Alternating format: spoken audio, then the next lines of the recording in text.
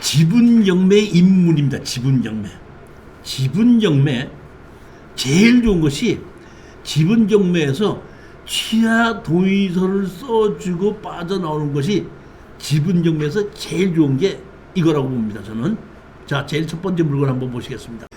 충청북도 음성군에 여기 보면 상가가 있는데 이거 상가가 지분으로 경매가 나온 겁니다.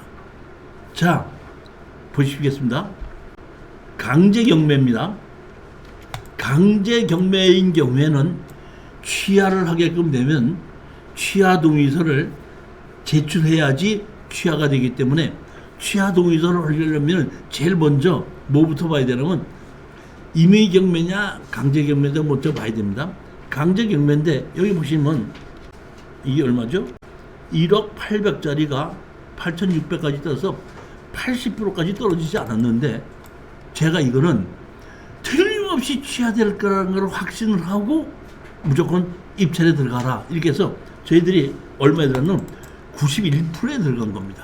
그러면 제가 이거는 틀림없이 취하될 것이라는 걸 확신한 이유가 있습니다. 자, 보시겠습니다. 여기 보시면 대항력 있는 세입자들이 하나 둘 셋 넷 이렇게 세입자들이 4명이 있는데 4명 중에서 1명은 대항력이 없고 나머지는 전부 다 대항력이 있습니다. 보면 자, 대항력이 있는데 여기 보시게끔 되면 2003년에 있는데 확정 일자를 2020년도에 받았죠.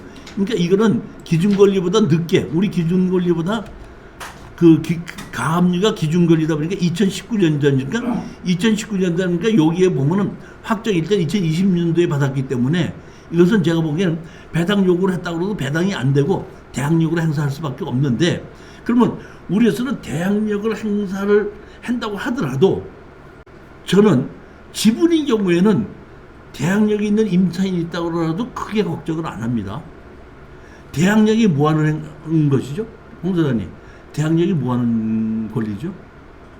나가지 않을 수 있는 그대 권리인데 우리가 5분의 1 지분 낙찰을 받았고 대항력 없다고 해서 내버릴 수는 없지 않습니까? 그러니까 대항력이 있든지 없든지 5분의 1 지분 낙찰 받은 사람으로서는 내보내지 못한다는 것은 사실이기 때문에 거기에 대해서 크게 신경 안 쓴다 이런 얘기입니다.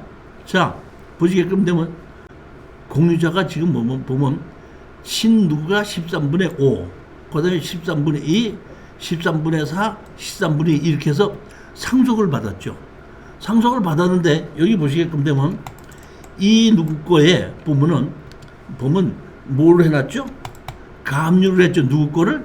이 선 누구 거를. 그러면 이 선 누구죠? 여기 보면 신인 누구를 가압류했죠. 신 누구를 여기 보면 가압류해놨지 않습니까? 여기 보면 요거를 13분의 5를 가압류를 해놓은 겁니다. 누가?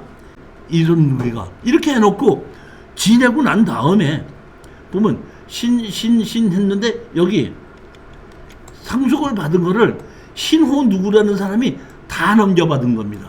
그런데 넘겨받은 것 중에서 아까 여기 뭐로 해놨죠? 13분의 2를 뭐로 해놨죠?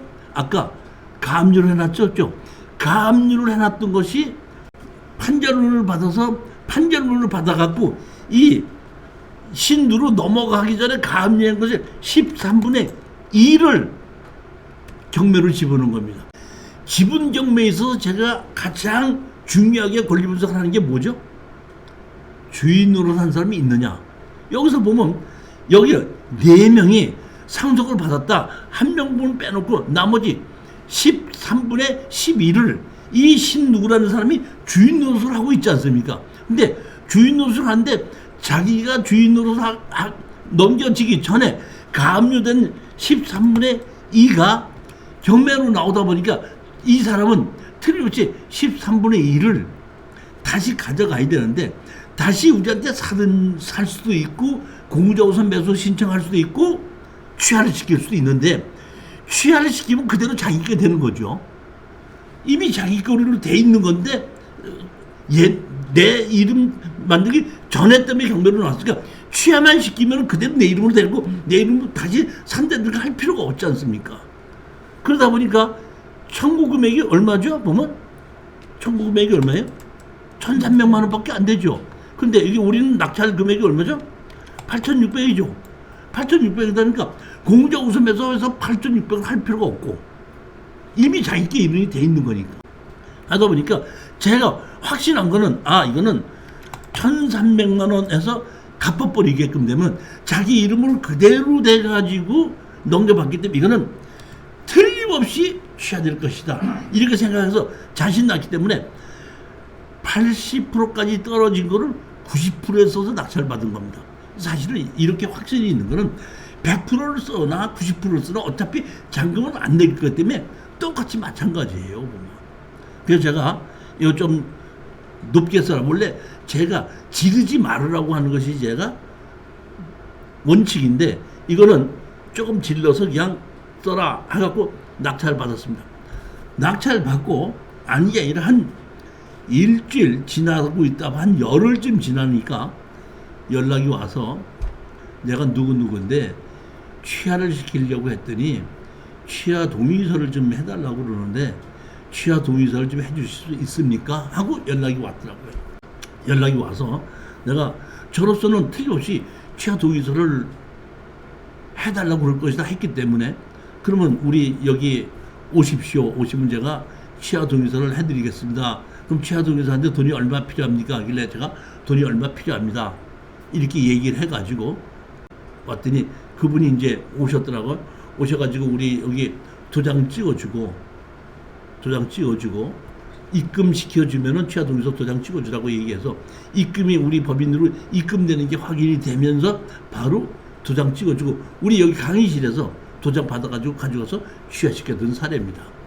이렇게 제가 보면 취하가 될 수도 있고 안 될 수도 있는 것도 있지만은 거의 권리 분석을 해보면 100% 취하가 된다 하는 것이 가끔가다 이렇게 나오는 것이 있습니다.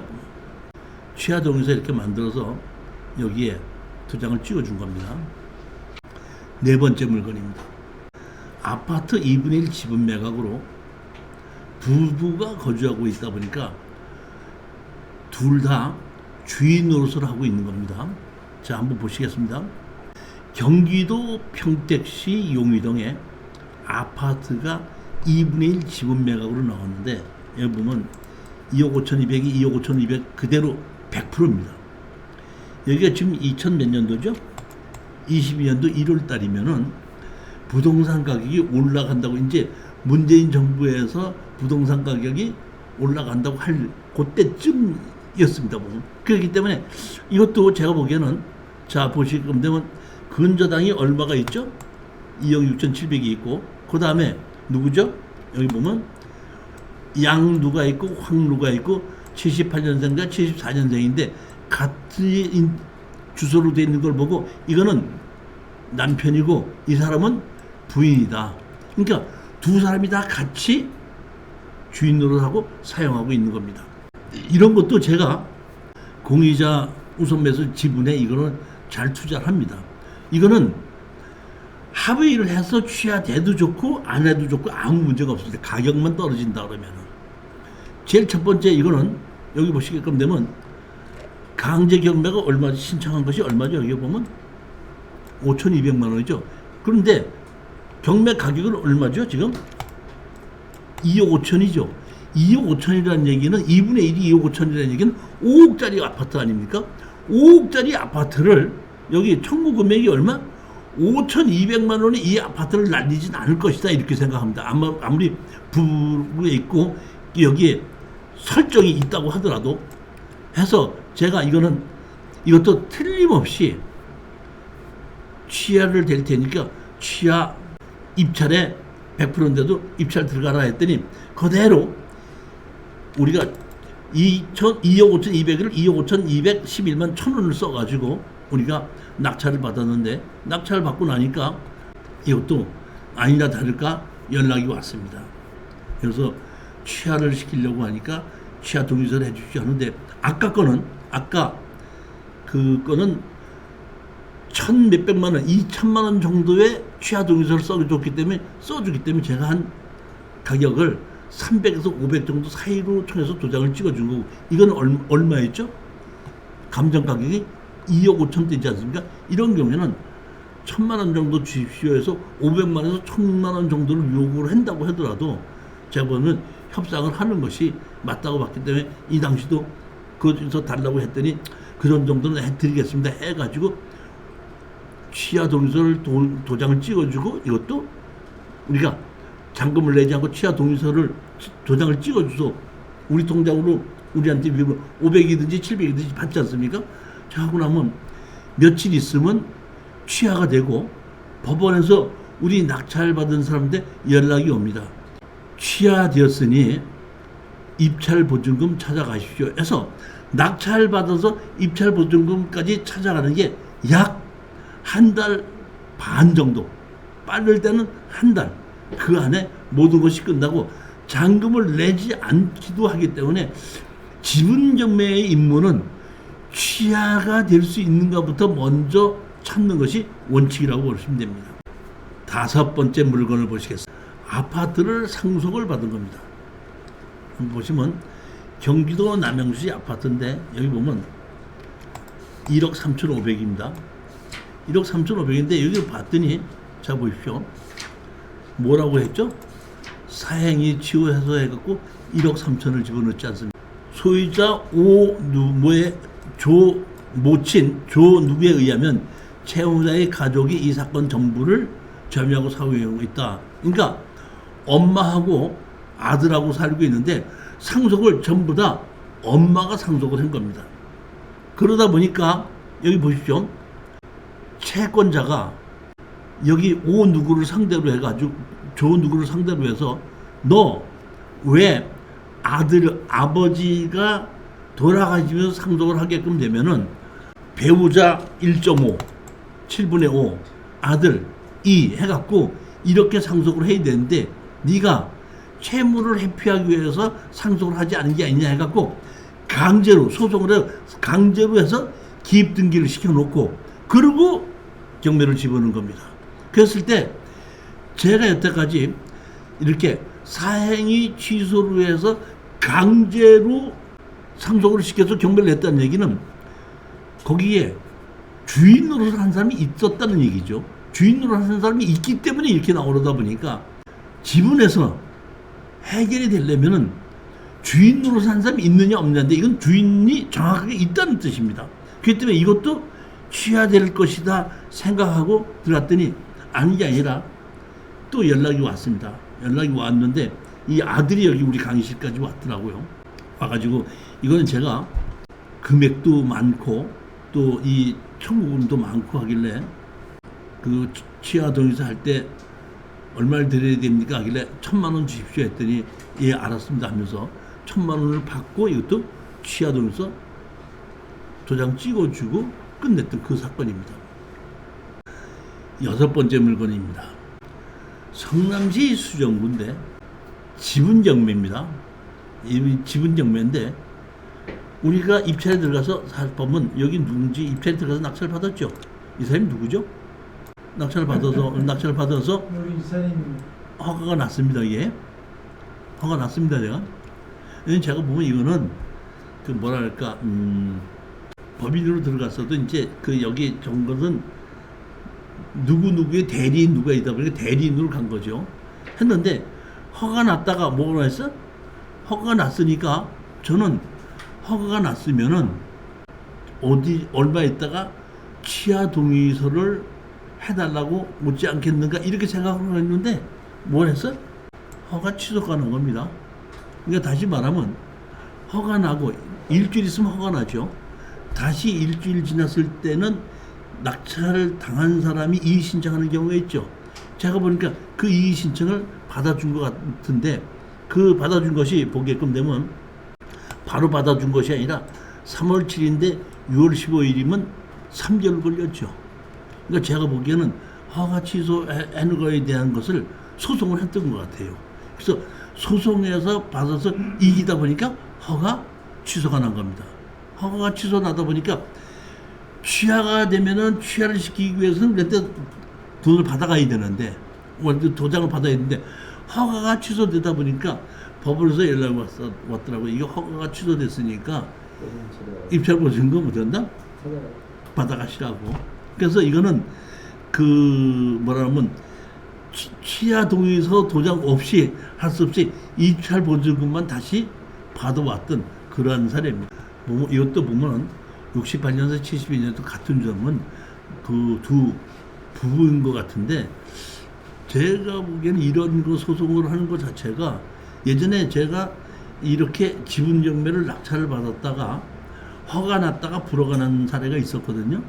그래서 제가 법원에다가 허가 났다가 왜 허가가 불허가 났습니까? 이렇게 물어봤더니, 그때 그 법원에서 대답은 지분권자한테 송달이 돼야 되는데 송달이 안 됐고 송달 간주라서 집행을 했는데 지분권자가 이의 신청을 했다, 이런 얘기입니다. 지분권자가 이의 신청하다 보니까 그게 받아들여져 가지고 허가 난 것이 취소된 경우가 있습니다. 이렇게 된 건데, 이 지분 경우에는 지분 경매를 집을 때는 반드시 다른 지분권자한테다가 송달이 돼서 공자 우선 매수하든지 뭐든지 할 수 있는 기회가 있어야 되는데, 송달이 안 되다 보니까 송달 간주 이렇게 되는 모양이에요. 그래서 그대로 진행했던 모양인데, 그러다 보니까 낙찰을 받다 보니까 그 사람이 이의 신청을 했고, 이의 신청을 하다 보니까 받아들여지다 보니까 허가가 났다가 허가가 취소되는 건데, 이거가 그렇다는 것이 아니라, 저는 이거는 그냥 났다가 허가 취소되는 거 보고 그냥 보증금만 찾아와 버리고 말고 물어보지는 않았습니다. 근데 예전에 다른 것에서 제가 했을 때 그 당시에 허가가 났다가 허가가 취소됐을 때 왜 허가가 취소됐냐고 물어봤을 때는, 그때 지분권자한테 송달이 돼야 되는데 송달이 되지 않습니다. 그럼 송달이 되지 않았으면 집행하지 말아야 되는, 경매를 진행하지 말아야 되는데, 제가 봤더니 송달이 안 되다 보니까 송달 간주한 걸로 해서 그대로 집행이 됐든 그랬는데, 그 이의 신청을 해갖고 허가 났더니 허가 취소를 하고 그 후에 다시 경매로 또 진행되는 겁니다. 송달이 됐으니까. 여기 보면 통지서 발송, 채무자 매각 결혼 미시 발송하고 채무자 소유자 결정 발송 뭐 이렇게 돼 있고, 그 보면은 여기 보면 뭘로 돼 있죠? 이게 뭘로 돼 있죠? 송달 간주가 돼 있죠. 송달이 된 게 아니라 송달 간주 이렇게 돼 있기 때문에 이것이 받아들여진 걸로 제가 그렇게 알고 있습니다. 그렇게 해가지고 다시 보면 나중에 변경됐다가 유찰됐다가 다시 취하를 시킨 겁니다. 이렇게 내용이 그렇게 됐습니다. 후에 보니까 10분만 또 쉬었다 하도록 하십니다.